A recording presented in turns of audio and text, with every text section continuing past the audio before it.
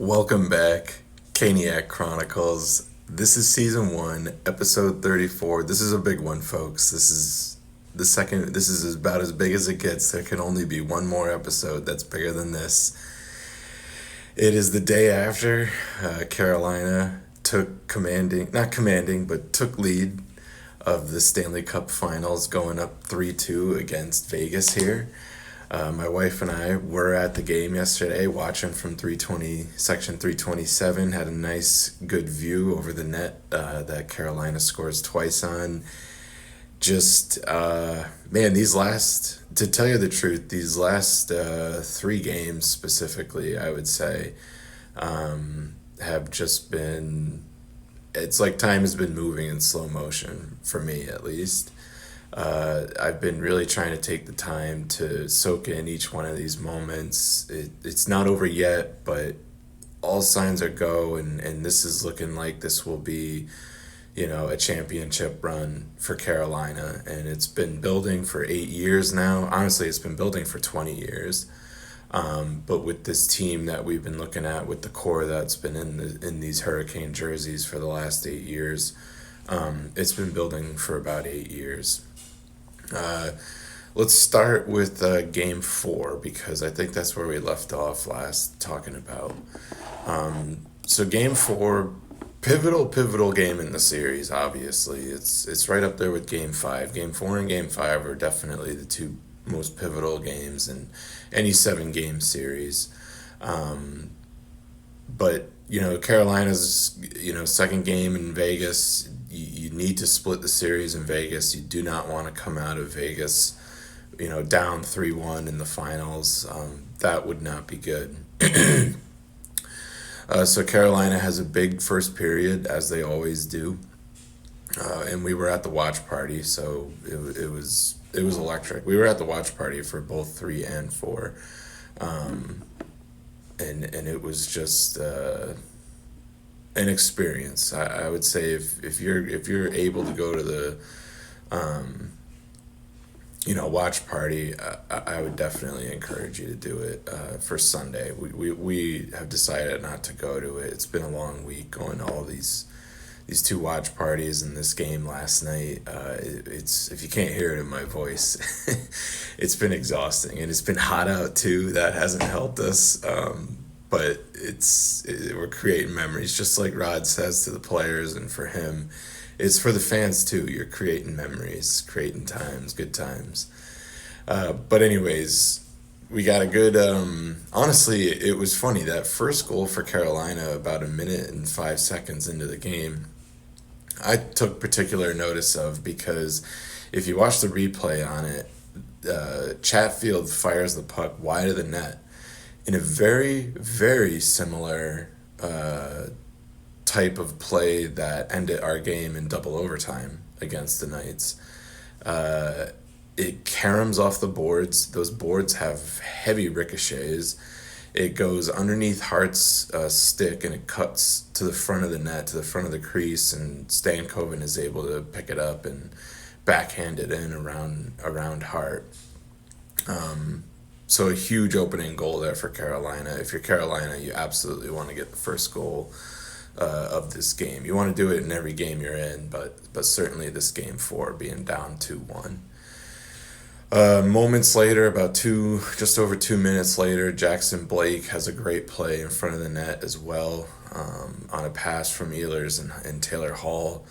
And, to go up 2-0 is huge. And unfortunately, they do let one in. Mark Stone, who else but Mark Stone, gets around the defense and, pots one there behind Bussy. But then just past halfway in the period, there's that penalty there, and the Hurricanes go to the power play. And, the 2 biggest criticisms of this team have been, where's Aho and Svechnikov, and where's the power play? And to be quite honest, this series has been so tight. The first 3 games of the series were all 1-goal games with a couple of overtime games. You're not getting production from your top players or your power play, and you're still winning or right there in every game. That just kind of tells me, that if either of those two factors start contributing to the games, the series may get taken over by Carolina very quickly. And as we saw last night in Game 5, that ends up being the case. But who else but Stahl on the power play from Goss to Spare and Aho? I think that was a wrist shot from him, but he's putting up a Conn Smythe bid just in these finals alone. I believe he is the first player to score a goal in the first 5 games of the Stanley Cup Finals. He's got 8 goals now in the playoffs, and 6 of them have come in Stanley Cup Finals games. I mean, what better time to begin heating up if you're a guy like Jordan Stahl? Honestly, it takes me back to a couple of years ago when they retired Eric Stahl's number, and they put him in the Hall of Fame. And that night, that speech, Jordan Stahl was on a heater, and the speech that Eric gave was, pointing out that fact that, wow, what a better time to get inducted into the Hurricanes Hall of Fame than when my brother is on a heater like he is right now. And this one's even bigger than that one. I think it's bigger in length, it's bigger in total goal count, and obviously the stage is as big as it gets. So honestly, Jordan Stahl is quickly becoming my favorite player. Jacob Slavin is definitely up there. He shares the position that I played growing up, and I took a lot of pride in being a defenseman who wasn't on the ice for a whole lot of goals against, and that's sort of why Slavin has been one of my favorite players throughout his entire existence on Carolina. But Stahl's definitely creeping up there. I think he's actually probably pushing Slavin to the side. He's one of the few guys in the league, that's still older than me. And so that's nice to have that, I look up to someone who's still older than you. But huge game for Jordan Stahl. He has that power play goal, like I said. Carolina moves into the second period of Game 4. And it doesn't go great. There's a goal early in the first 5 minutes, and there's a goal late in the last 5 minutes of that period. Not the worst thing to come out of a second period for Carolina. Even though they were able to tie the game before the second period ended, I did actually feel as though Carolina still had a pretty good grasp on the play in the second period, and it wasn't like past games or past second periods where you just feel that momentum completely swing into Vegas's favor, and it kind of puts Carolina on the ropes. I did not feel that about this second period. Looking at the stats, Carolina had a fantastic night in the stat column. They outshot them 28-21. They won them in the face-off 50 or just about 57% to 43. They were 1 for 3 on the power play, and their penalty kill was perfect. Hits were just about even, 34-38 in favor of Vegas. Block shots went in favor of Carolina, 16-12. Giveaways went in favor of Carolina, 15-23, and takeaways as well, 7-3. And honestly, from about the midpoint of the second period till Stahl's goal in the third period, it really felt like a bend but don't break situation. If the team could continue to bend but not break, I really felt like their opportunity was coming at some point. And I mean, Jarvis has the opportunity of a lifetime right in front of the net just before Jordan Stahl's second goal there, which kind of creates all the chaos. And as Ray Ferraro says, which I really chuckled about, Vegas's entire team kind of congeals onto the puck whilst Jarvis is creating this chaos and this opportunity. And it looks like a Vegas team photo before it kind of squirts out to Ehlers, and he makes a nice pass to Stahl, who has a phenomenal backhand shot while falling, and it gets just over the glove of Carter Hart. And from that point on, it's kind of all downhill. Bussy stood tall this entire game. I'm really glad Rod went with Bussy in net for Game 4, Game 5. To be quite honest, while I am on that topic, I am sort of speculative that we may have seen Freddie Anderson play his final game in a Hurricanes jersey. I've heard rumors that there is no interest in signing him after the end of this year. And I at this point in time, I don't know how you bench Bussy and put Anderson back in net after what he's been doing. I mean, if he has a terrible game six, and it's like 5 games in the first period, or if it's a complete collapse from Bussy, then maybe I can understand going back to Anderson if he is ready. But I sort of think we've seen the end of Anderson in a Carolina sweater, and that's kind of a heavy statement to make, but you look at what's going on with him, and that, I mean, Barbashev might have single-handedly given the series to Carolina with the contact he made on Anderson's head.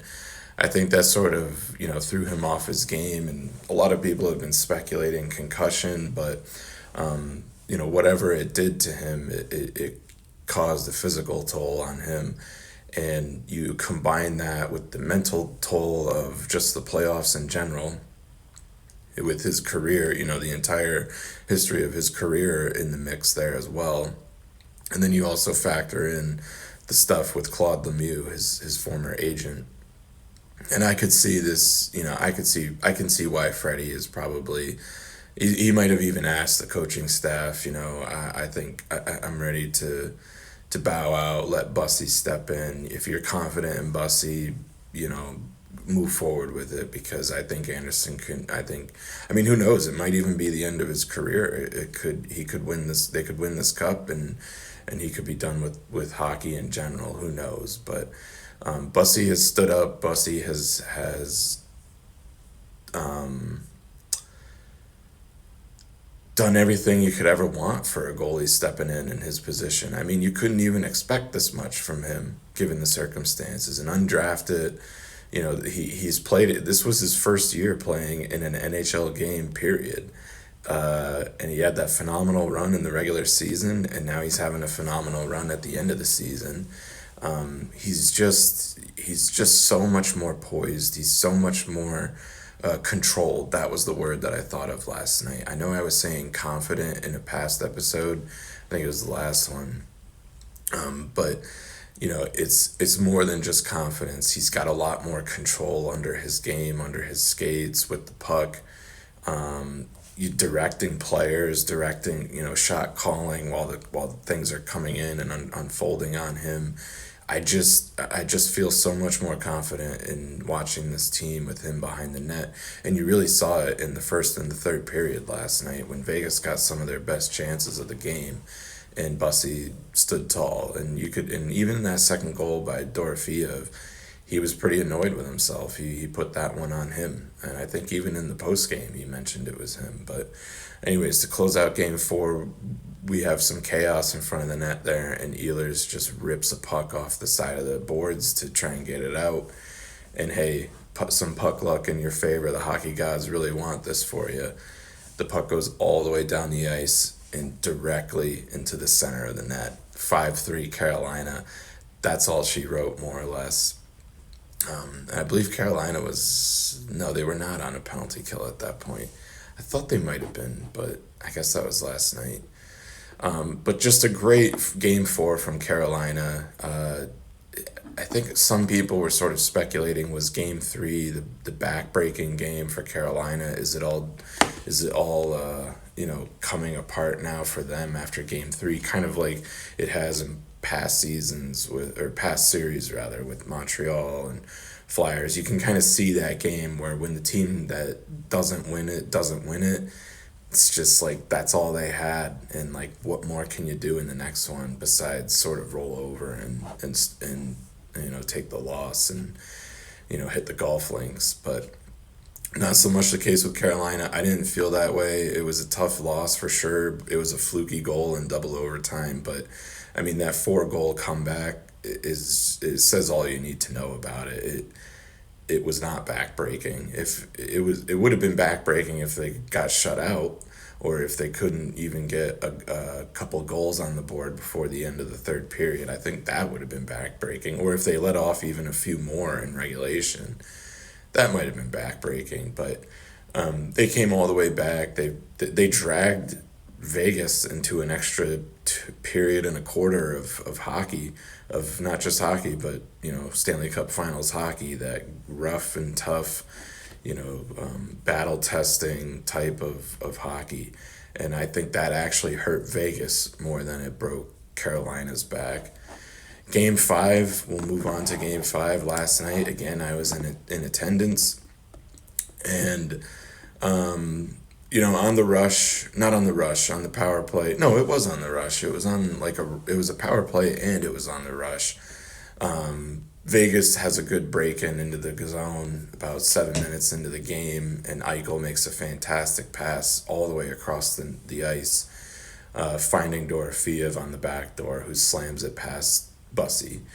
It was a tough first goal to give up. I think it was sort of necessary, though, to kind of get the nerves out of all the players there, because it wasn't the worst goal. It was a bit of a breakdown, but it was a fast rush, and it was just a fantastic pass.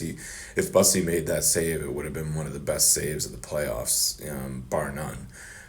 So it was what it was, and I think it was an easy one to get mentally over, and it was early enough to be like, okay, like, let's lock this game back down, let's play some Hurricanes hockey, and that's exactly what happened. And it was about 6-7 minutes later, there's just a weird it's just a weird zone play, I'll call it, because the puck wraps around to the... Actually, you know what it reminded me of? It reminded me of the series-winning goal by Brock McGinn against Washington in Game 7, in that double overtime or triple overtime, back in 2018, I want to say, with Justin Williams from the corner there. Because Stahl goes into the corner hard on this wraparound dump in. It kind of kicks out to the point, and he just kind of looks over and sees that where it's headed, and then he sees that the point player kind of manages to make a play and gets it to pass out across the blue line to Nikolai Ehlers. And he he gets the vision and sees Stahl cutting into the front of the ice, into the center of the ice, unguarded at this point, because he made that heavy hit in the corner, and that guy coming off the boards is a little slow, and he just fires it fast, not even on goal. It's not even close to being on goal, and Stahl just basically puts his stick out, turns it a certain way, and it just blasts in. And I mean, it's all Carolina's game from that point on. That period ends tied 1-1, and you go into and I believe Vegas was out shooting. Yeah, Vegas outshot. So they outshot Carolina 25-24, but in the first period they outshot us 7-5, and at one point it was 6-2 for shots on goal in that first period there. So they were really pressing that first period. They knew how important that first period. A road first period is, it's paramount, to tell you the truth. But so then the game moves on. We go on the power play, and what better player to score on the power play than Andrei Svechnikov? It's a patience play from the power play unit. Stahl had gotten off the ice, so you have Ehlers now on the ice in replacement. He makes a play in the corner out to Gostisbehere, who starts walking it down the blue line, and Svechnikov kind of flies up from the inner door, not the back door, but what would be the short side door, I guess. He kind of sees Gostisbehere rotating out, so Andre makes his approach up toward the blue line to replace where Walker was, and he passes it back, and they created a screen for themselves with Lausanne. My brother will laugh at that one if he's listening. But Lausanne, screens Carter Hart in that moment, and Svech it's not even really a shot. It stays on the ice, I believe, and it's one of those quiet ones. So there's no sound, and Hart couldn't react fast enough. It sneaks right underneath him. You just hear that loud smack of the puck in the back of the net, and the crowd goes crazy. And again, it's just at this point it's becoming downhill for Carolina. It's a downhill game. They took over that second period. They finally had a good second period. The defense, I mean, Keandre Miller showed up. Scott Walker was out there throwing the body around, really punishing people. Martinook had some dominating forechecking. Slavin has finally found his game. He had a few mistakes, I think, going, through that game, but for the most part, he was making some great plays. He was back in his zone of being able to break up odd man rushes with just, his stick or his body, how he positions himself to cut off the pass. It was great to see the defense, back in action, doing what they do best and playing defense. Nikishin's been having great games too. I mean, I've been waiting for him to have an opportunity to score here, but he plays. I mean, he's just got such good, stick handling and he has really good movement with the puck, and that creates a lot of it relieves a lot of pressure, but it also creates a lot of opportunities in the same instance. And so it's been awesome watching him play. He's been good the whole series, but the rest of the defense is really starting to put it together. Miller had a great block at the end of the game, which definitely stung. It looked like it might have been near his knee or on his knee, and I'll tell you from experience, those shots hurt a lot. But he got right back into his game. He recognized, hey, this play's still going on. It's still late in the game. I think they had their goalie pulled at this point, and they might have even been on a penalty kill. So, he got back into his zone. He made a play on the puck, and he was able to clear the puck from the zone and kill, 10, 15 seconds on the clock, which was huge. So, yeah, the defense had a phenomenal game. This has been Bussy's best game of the playoffs, thus far. Not that he's played a whole lot, but it was definitely his best game as well. And obviously, it's like everything's going right at this point because Svechnikov, Aho, and Svechnikov are on the score sheet there in a cluster. And this one was pretty much a no-doubter for us fans. It was awesome to watch. Aho had an awesome pass from Scott Walker. Again, Martinook on an amazing forecheck, makes them cough up the puck behind their net. He kicks it out to Walker at the point, and Walker sees Aho just kind of flying in on the far side. And Erling Hollander, the soccer player from Norway, was in the building. And so it seemed, my brother made the comment, it seems like Aho might have been talking with him before the game or not my brother, I think it was one of our friends, Mike, in the group chat, made the comment that he might have been talking to Erling before the game because he makes this awesome one-touch play off of his skate to his stick, and he just, all in one motion, just shoots it, and it just goes he roofs it, and I mean, his celebration was awesome. That was a huge relief for Aho. You could tell that goal meant a lot. That was his fifth goal of the playoffs. Two of them were in the same game, and they were empty netters. One was on the shorthand back in the Flyers game, in the Flyers series, and the other was on the power play against Montreal.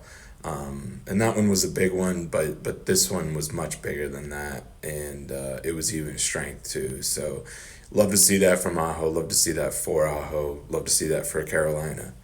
And then later in the game, they come out of that second period 3-1, and I think I said it on the Instagram post, but you come out of that second period. If you've won the second period as Carolina in this series, I firmly believe you've won the series because that's been your Achilles heel this entire series. The second period has been worse than the fact that the power play has struggled or the fact that Svechnikov and Aho haven't been able to show up.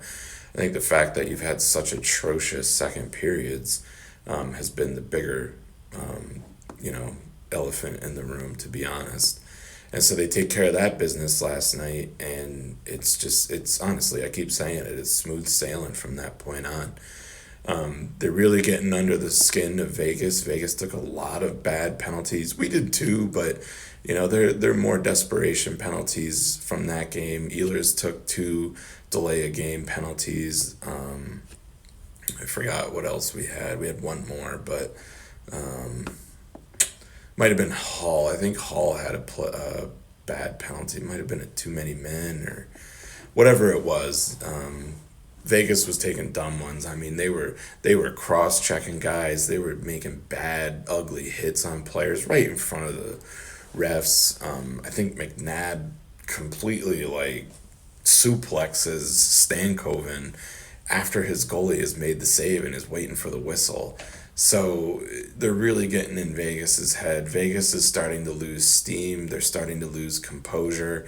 They need to have a big, big game in Game 6, and then they need to have a big, big game in Game 7 on the road to finish this series for themselves. And so I think a lot of people would agree. It's not very likely. It's possible. It's not very likely.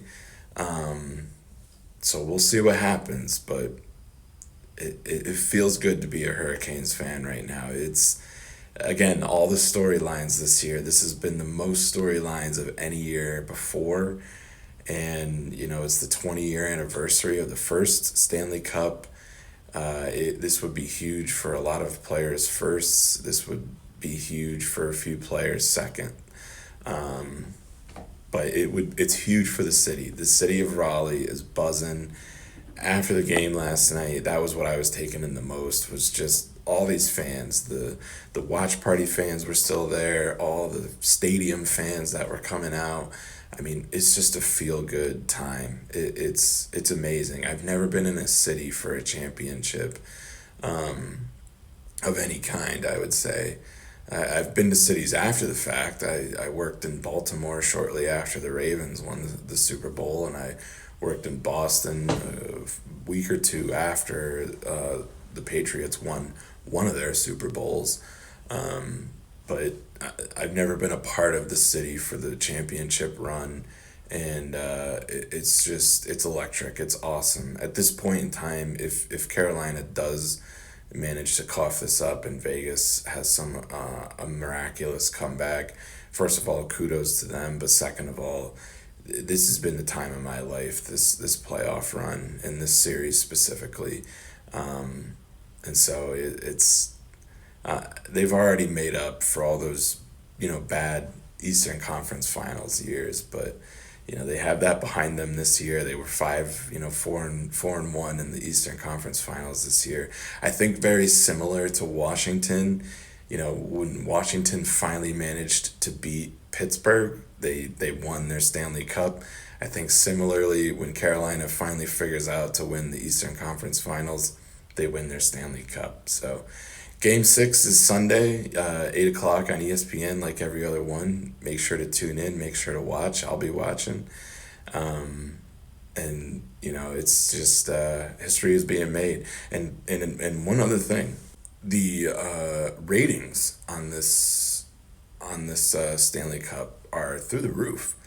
I don't know if I mentioned this on the last podcast, but if I didn't, I'm going to say it again if I did, I'm going to say it again because it's special. There's so much about this run that is special. The players, the team, the storylines, the 20-year anniversary. Oh, Mike Commodore in his infamous robe, blew the siren last night to get the game going. It's just such a special time right now, what's happening in Carolina. But the viewership is also very special. It's I believe through the first three, I should look it up. Give me 1 second. So the viewership is it's the best viewership that the ESPN broadcast has had, averaging just around 5 million viewers. They had 4.6 for Game 1, 4.8 for Game 2, 5 for Game 3, and now 5.3 for Game 4. Doesn't look like Game 5 is in yet. But Game 3 was the most viewers for Game 3 in the Stanley Cup Finals ever. No, not ever. Never mind. For ESPN. But anyways, the cumulative, I don't have it totaled up, and I won't, but the cumulative viewers for the first three games of the Stanley Cup, this one has the second most. I believe it was the 2006 Stanley Cup had number one. Then it was us in this year, and then the rest were like 2014, I think 2012, and 2010. So it's been 10 years since a Stanley Cup has been in the top five like this, unless we just knock somebody, unless, number six is from 2020s. It's been, again, it's special. Just everybody's watching it. The statement that all the like media personalities are making, and I'll say it too, is that hockey is back. The golden age of hockey is back. I think this has been an awesome Stanley Cup to watch because it's a team that you can absolutely root for because you love. There's sort of the hero in the mix, which is Carolina, versus the villains out in Vegas. And then you also, there's storylines over on Vegas too. Let me not sell them short. You have the Mitch Marner storyline, which is, big. That one's big, because he took so much flack, and he's beaten those allegations quite obviously. But the ring obviously would be the crowning jewel of it all. But he took so much criticism and so much flack out in Toronto there that it's a big one for him. Then you obviously have the Jack Eichel saga, being able to, it's either going to be him or Slavin who wins a Stanley Cup with a gold medal in the same year, an Olympic gold medal in the same year. You still have some of the misfits left. William Karlsson. William Karlsson, by the way, left the game. He took a heavy hit behind the net last night, and he went to the bench. Something's up with him. Doesn't seem pretty positive from Tort's reaction in the post game. So we'll see what happens. We'll see if he returns, but I think he might be out of the game, out of this series. And that's a big blow for Vegas to have. It's unfortunate, but this is a physical series. Carolina, that's been a criticism of theirs in the past, is that they have been not able to match the physical dominance or the physical aspect of the game. And they're finally doing that right now. They're putting up work with the physicality department, and it's starting to take a toll on Vegas. They're getting gassed. They're dealing with all these hits. They're also, to be quite frank, I don't think anybody is conditioned as well as the Hurricanes are, and I think that sort of aspect is starting to play out now for Vegas, and they're also taking the physical toll from the checking and the board battles. So it's Carolina's got their foot on their throats. Let's hope that they close it out in Vegas.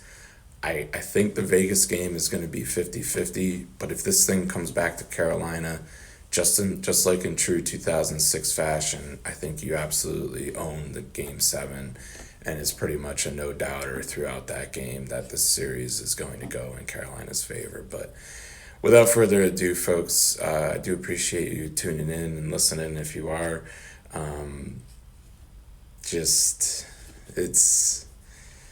It's a good time to be a Canes fan. It's a good time to live in Raleighwood. If you don't live here, move here. That's my recommendation. But anyways, take care, everyone. Have a great rest of your day, and go Canes!